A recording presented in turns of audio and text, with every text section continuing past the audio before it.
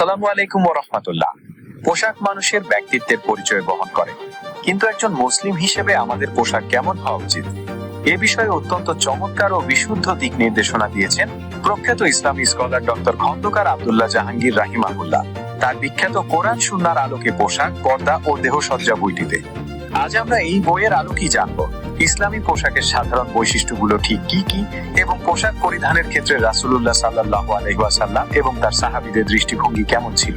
চলুন অত্যন্ত গুরুত্বপূর্ণ এই আলোচনাটি বিস্তারিত জেনে নেওয়া যাক। ইসলামী পোশাকের প্রথম এবং প্রধান বৈশিষ্ট্য হলো সতর আবৃত করা। লেখক কোরআন ও হাদিসের আলোকে আমাদের মনে করিয়ে দিয়েছেন যে মানুষের লজ্জা স্থান বা দেহের গোপন অংশসমূহ আবৃত করাই পোশাকের মূল উদ্দেশ্য। ইসলামী পরিভাষায় এই আবৃতব্য গুপ্তাঙ্গকে আওরাত বা সতর বলা হয়। পুরুষের জন্য সতর কতটুকু? বইটিতে বিশুদ্ধ হাদিসের উদ্ধৃতি দিয়ে স্পষ্ট করা হয়েছে যে পুরুষের জন্য নাভি থেকে হাঁটু পর্যন্ত স্থান আওরাত বলে গণ্য।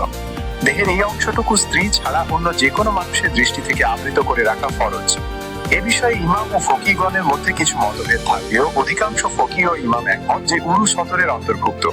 রাসূলুল্লাহ সাল্লাল্লাহু আলাইহি ওয়াসাল্লামের একটি সহিহ হাদিস লেখক এখানে উল্লেখ করেছেন, যেখানে আল্লাহ রাসূল সাল্লাল্লাহু আলাইহি ওয়াসাল্লাম বলেছেন উরু আবৃতব্য গুপ্তাঙ্গ। অন্য একটি হাদিসে আব্দুল্লাহ ইবনু আমর বলেন রাসূলুল্লাহ সাল্লাল্লাহু আলাইহি ওয়াসাল্লাম বলেছেন নাভি নিম্ন থেকে হাঁটু পর্যন্ত আবৃতব্য গুপ্তাঙ্গ।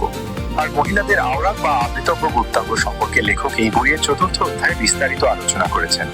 লেখক বলছেন ইসলামী পোশাকের প্রথম ফরজ বা অত্যাবশ্যকীয় দিক হলো তা আওরাত বা সতর আবৃত করবে। সতর অনাবৃত রাখা যেমন হারাম, ঠিক তেমনি এমন পোশাক পরিধান করাও হারাম যা পাতলা বা আনসাট। যদি পরিধেয় পোশাক এমন হয় যে আবৃত অংশের চামড়া বা অবয়ব আকৃতি তার বাইরে থেকে ফুটে ওঠে, তাহলে তা পোশাকের মূল উদ্দেশ্যই পূরণ করে না। হাদিস শরীফে এরূপ পোশাক পরিধান করা সম্পূর্ণ নিষেধ করা হয়েছে। বইটিতে দামুরা ইবনু সালাবা রায়ের একটি চমৎকার ঘটনা বর্ণিত হয়েছে। তিনি একজোড়া ইয়ামানি কাপড় যা ছিল সেলাইবিহীন লুঙ্গি ও চাদর পরিধান করে রাসূলুল্লাহ সাল্লাল্লাহু আলাইহি ওয়াসাল্লামের নিকট আসেন।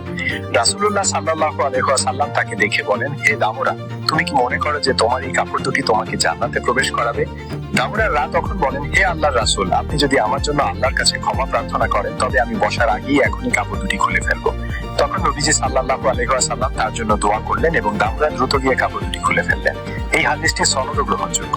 সাহাবী জারির ইবনু আব্দুল্লাহ রায় এই বিষয়ে একটি গভীর কথা বলেছেন। অনেক মানুষ পোশাক পরিধান করা অবস্থায় উলঙ্গ থাকেন, অর্থাৎ তার পোশাক পাতলা বা স্বচ্ছ হওয়ার কারণে সতর আবৃত হয় না। এখানে একটি সূক্ষ্ম ও শিক্ষণীয় বিষয় লেখক উল্লেখ করেছেন। শরীরে যে অংশটুকু আবৃত করা ফরজ বা সতর, তার বাইরের অংশের জন্য পাতলা কাপড় পরিধান করতে কোনো কোনো সাহাবী অনুমতি দিয়েছেন।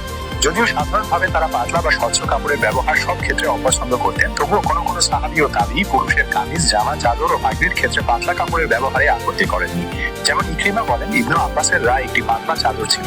আবিদা বলেন তিনি বিখ্যাত তাবী ফকি কাসেম ইবনু মুহাম্মদ ইবনু আবু বকর সিদ্দিককে একটি পাতলা স্বচ্ছ কামিজ বা জামা পরিধান অবস্থায় দেখেছেন। আফলা বলেন তিনি কাসেম ইবনু মুহাম্মদকে একটি পাতলা চাদর পরিধান অবস্থায় দেখেছেন।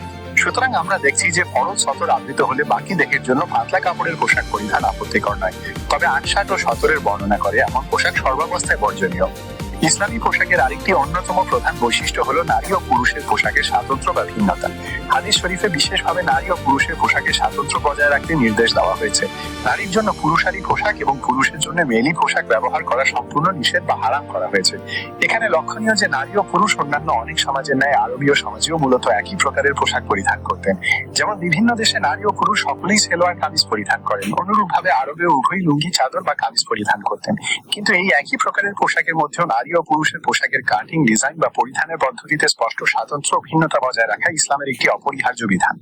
প্রিয় দর্শক, ডক্টর খন্দকার আব্দুল্লাহ জাহাঙ্গীর রাহিমাহুল্লাহ এর এই আলোচনা থেকে আমরা স্পষ্ট বুঝলাম যে ইসলামী পোশাকের মূল ভিত্তি হলো সতর সঠিকভাবে ঢাকা, আনসাট ও অবয়ব প্রকাশকারী পোশাক পরিহার করা এবং নারী ও পুরুষের পোশাকের নিজস্ব স্বাতন্ত্র্য বজায় রাখা। মহান আল্লাহ আমাদের সবাইকে সুন্নাহ সম্মত উপায়ে পোশাক পরিধান করার তৌফিক দান করুন। বইটির অন্যান্য অধ্যায়ে চমৎকার আলোচনাগুলো জানতে আমাদের সাথেই থাকুন। ভিডিওটি ভালো লাগলে শেয়ার করে অন্যদের জানার সুযোগ করে দিন। আজ এ পর্যন্তই। আল্লাহ হাফেজ। আসসালামু আলাইকুম ওয়া রাহমাতুল্লাহ।